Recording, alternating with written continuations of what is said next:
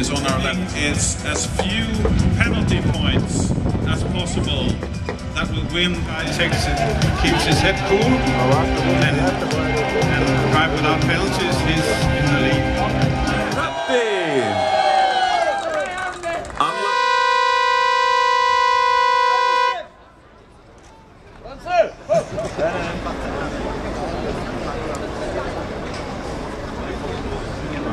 This must be nerve-wracking to see if they're faster than you. Yes, it's important for the drivers to focus, make them more nervous. To try to do everything in their truck. It's also very important that they do these exercises in the correct order. They have to touch. And we see Paparazzi's has knocked down his red cone. He's now backing up.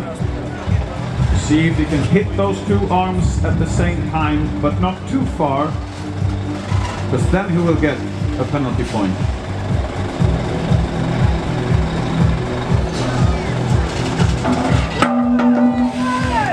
These guys, they have to think ahead because they have to position their truck for the next